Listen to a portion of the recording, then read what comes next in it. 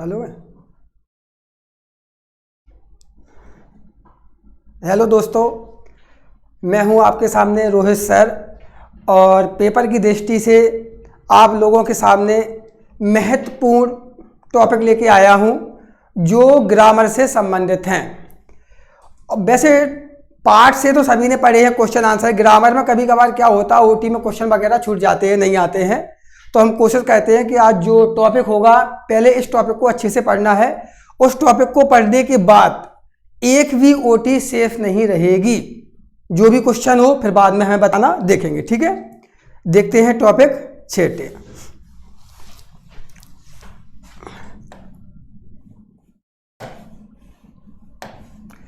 अपना जो आज का टॉपिक है वो टॉपिक काव्य से रिलेटिव है। ध्यान करना बेटा, काव्य के दो भेद होते हैं। एक होता है श्रव्य काव्य और एक होता है जाके दृश्य काव्य। कौन सा होता है? जाके दृश्य काव्य। और जो श्रव्य काव्य होता है वो जाके दो प्रकार का होता है। कितने प्रकार का होता है बेटा? दो प्रकार का। एक होता है प्रबंध काव्य और एक होता है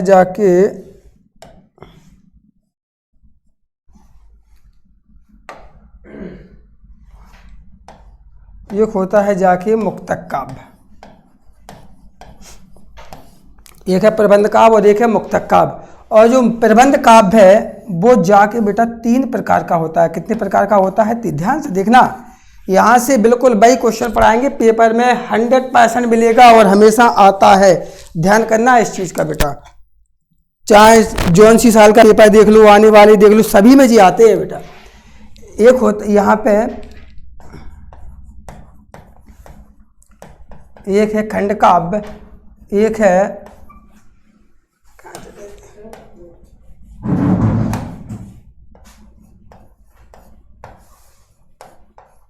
महाकाव्य, एक है आख्यानिक गीत। कौन सा? आख्यानिक गीत,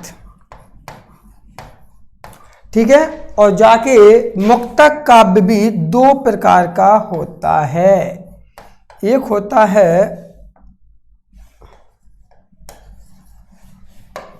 है पाठ्य मुक्तक, एक होता है जाके गे मुक्तक। और दृश्य काव्य भी दो प्रकार का है। दृश्य काव्य भी दो प्रकार का है। एक है जाके नाटक और एक है जाके एकांकी। जी तो ये बहुत छोटा टॉपिक है, 4 नंबर का मिलता है बेटा इसमें पेपर में, 4 नंबर का, बिल्कुल सीधा। तो एक बार इसे समझ लो, हम जाके एक एक क्वेश्चन समझाएंगे। इसका स्क्रीनशॉट लेना है बोले लो, कहीं नहीं मिलेगा ऐसा चार्ट बना बेटा, कहीं नहीं है। एक बार इसका जो करना है सो कर लो, हम जाके आगे फिर पढ़ाते हैं। तो हम पूरे टॉपिक लेंगे, एक एक चीज समझाएं, कुछ नहीं छूटेगा बेटा इसमें। और अभी पढ़ना वही है जो पेपर में आना है, मुख्य रूप से वही पढ़ना है जो पेपर में आना है, ठीक है। सबसे पहले जो काव्य की परिभाषा है, काय की बेटा, जो काव्य की परिभाषा है उस पर ज्यादा ध्यान देना है हमें। और ये परिभाषा सबसे पहले आचार्य विश्वनाथ ने दी थी। किसने दी थी? आचार्य विश्वनाथ ने, जिन्होंने कहा था केवल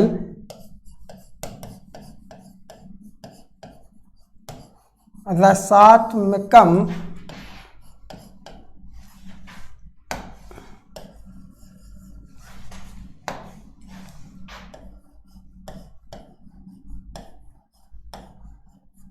वाक्यम काव्यम। ये परिभाषा आचार्य विश्वनाथ के अनुसार, किसके अनुसार है? आचार्य विश्वनाथ के अनुसार। इन्होंने कहा था, केवल 3 शब्दों में परिभाषा दी थी। इन्होंने कहा था रसात्मकम वाक्यम काव्यम।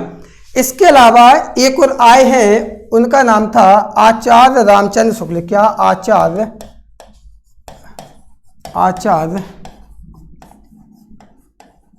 रामचंद्र शुक्ल। आचार्य रामचंद्र शुक्ल, जिन्होंने कहा था रस युक्त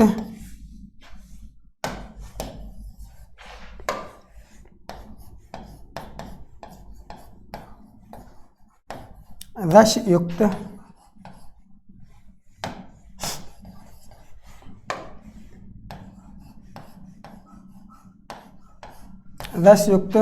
वाक्य ही काव्य है। रसयुक्त वाक्य ही काव्य है। ध्यान से समझना, सबसे पहली जो परिभाषा थी काव्य की वो आचार्य विश्वनाथ ने दी थी। उन्होंने कहा था रसात्मकम वाक्यम काव्यम। इसके अलावा एक और आए हैं आचार्य रामचंद्र शुक्ल ने, जिन्होंने परिभाषा में केवल इतना कहा था रसयुक्त वाक्य काव्य, अर्थात रसयुक्त वाक्य को काव्य कहते हैं। उसके बाद उन्होंने इसके दो भेद बताए थे, एक था श्रव्य काव्य और एक था दृश्य काव्य। श्रव्य काव्य वह काव्य होता है, सुनने वाले काव्य को श्रव्य काव्य कहते हैं। और जो सुनने, ध्यान करना बेटा, एक परिभाषा याद है, दूसरी याद नहीं करना है, दूसरी तो अपने आप याद होगी, कुछ याद नहीं करना है, बस समझना है। श्रव्य काव्य की परिभाषा है, उन्होंने केवल कहा था, कितना समझना है, सुनने वाला होता है वो कौन होता है, श्रोता होता है। सुनने वाला कौन, श्रोता होता है। तो उन्होंने कहा था वह काव्य जिसे सुनकर श्रोता के मन में जो आनंद की अनुभूति होती है उसे हम श्रव्य काव्य कहते हैं। कौन सा काव्य बेटा, श्रव्य काव्य। सुनने वाला कौन होता है, श्रोता होता है। इसी प्रकार हम बनाएंगे कौन सी, दृश्य काव्य की। देखने वाला कौन होता है, दर्शक होता है। सो उसकी परिभाषा बन जाएगी वह काव्य जिसको देखकर दर्शक के मन में जो आनंद की अनुभूति होती है या जो आनंद प्राप्त होता है उसे हम क्या कहते हैं, दृश्य काव्य कहते हैं। उसे हम दृश्य काव्य कहते हैं। और जैसे हम बात करते हैं श्रव्य काव्य की, बता दिया जी, सुनने वाला कौन होता है, श्रोता होता है। और दो श्रव्य काव्य होते तो बहुत हैं, एक है कहानी और एक है उपन्यास। एक और क्वेश्चन होता है, वैसे तो कभी पूछा नहीं गया, अगर पूछ लिया जाए कि दूरदर्शन कौन सा काव्य है, तो इसे माना तो श्रव्य काव्य जाता है, क्योंकि सबसे पहले से सुनाई गया है, देखा नहीं गया है। ठीक है। एक है अपने पास कौन सा, एक है अपने पास कौन सा बेटा, दृश्य काव्य। दृश्य काव्य और दृश्य काव्य में एक आ जाता है नाटक और एक आता है एकांकी। हम सब बताएंगे जब ये नाटक एकांकी के टॉपिक को बताएंगे, नाटक एक सब कुछ बताएंगे होता क्या है। ठीक है। अगर कभी भी पेपर में क्वेश्चन आ जाए कि श्रव्य काव्य और दृश्य काव्य में अंतर बताओ, क्या श्रव्य काव्य और दृश्य काव्य में अंतर बताओ, तो पहली परिभाषा लिखना है, दूसरा इनके जीव हो जाएंगे पॉइंट। और उसके बाद बेटा सबसे ज़्यादा महत्वपूर्ण टॉपिक पेपर में आता है, और कई बार जब चाहो जब देख लेना, हमेशा मिलता है, पेपर की दृष्टि से बहुत महत्वपूर्ण है, बहुत महत्वपूर्ण बेटा। कौन सा, बहुत ध्यान करना बेटा।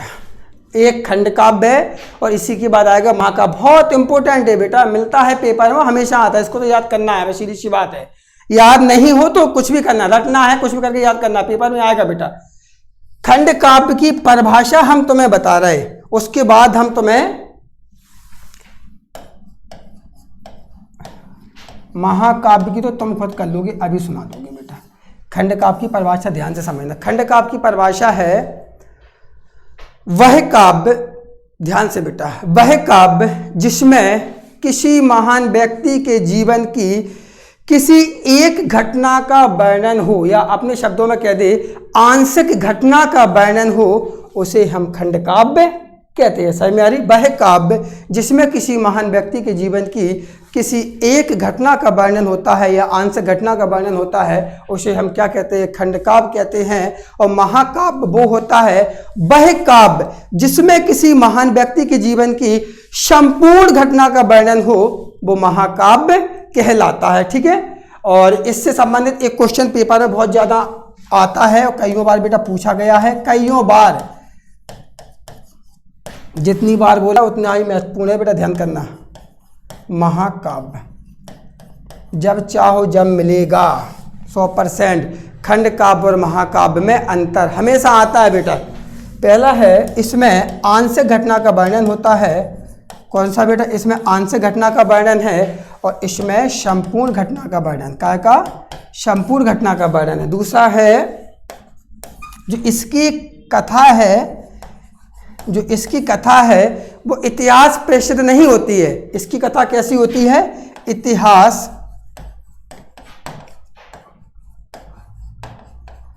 इतिहास प्रसिद्ध होती है। बहुत पॉइंट बता देंगे बेटा, कुंजियों में कहीं नहीं मिलते। तीसरा है, इसमें एक रस का प्रयोग होता है, इसमें अनेक रसों का प्रयोग। काय में बेटा? महाकाव्य में। इसमें एक आदि छंद का प्रयोग होता है बेटा, इसमें एक छंद का प्रयोग, इसमें अनेक